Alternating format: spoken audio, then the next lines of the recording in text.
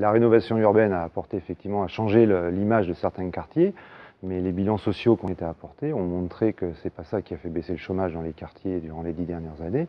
Et donc il était important de mener en parallèle avec les opérations de rénovation urbaine des actions en faveur de l'emploi et de la création d'entreprises. Une des nouvelles composantes des contrats de ville, c'est vrai que c'était un peu ça n'avait été pas vraiment traité dans le cadre des CUCS ou vraiment à la marge.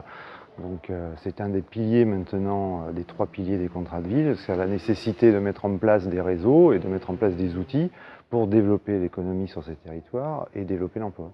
Les interlocuteurs jusqu'ici et les acteurs qui travaillaient dans le cadre de la politique de la ville n'étaient pas forcément très sensibilisés ou formés, en dehors de l'économie sociale et solidaire, au monde de l'entreprise.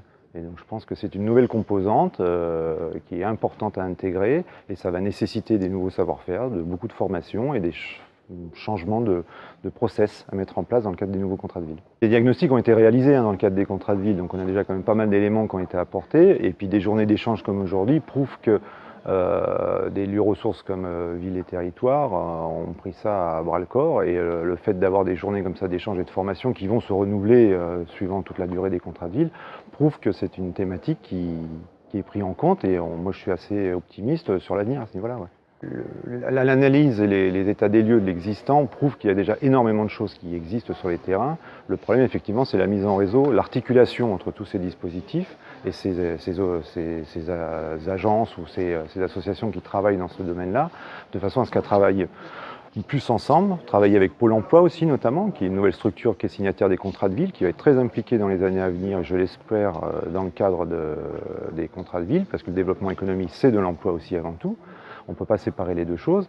Et je pense que les enjeux à venir, ça va être la mise en réseau de tous les outils déjà existants. Il y a beaucoup de choses qui existent, beaucoup de choses ont déjà été faites, effectivement, mais ça n'a pas été valorisé, c'est pas très efficient aussi non plus. Donc je pense que déjà il y a un gros travail de mise en réseau pour valoriser tout ça, de façon à pouvoir faire accéder aux populations en difficulté dans ces quartiers à tous ces outils-là. Je pense qu'il y a un gros problème d'accès à l'information et à l'orientation, et c'est pour ça que la région va mettre en place le service public régional de l'orientation, qui va effectivement, dans un but de simplification pour ces populations, pour avoir accès facilement à tous les outils existants. Le cadre de vie, renouvellement urbain, bien sûr, ça y joue pour qu'une entreprise puisse s'installer pérennement sur un quartier. Il faut que le quartier soit revalorisé. Si l'image du quartier n'a pas changé, c'est ce qu'on disait ce matin, c'est-à-dire que l'entreprise va se créer, mais dans les années à venir, elle va partir. Or, le but du jeu, il est quand même de pérenniser l'installation des entreprises. Ça, c'est sur le 3e pilier. Et sur le 1er pilier de la cohésion sociale, moi j'en vois un très très rapidement, qui peut être notamment la lutte contre l'illettrisme, qui est un frein énorme à la création d'entreprises. Et ça, c'est quelque chose qui peut se détecter très en amont, au niveau des gens en travaillant avec le rectorat, avec les collèges.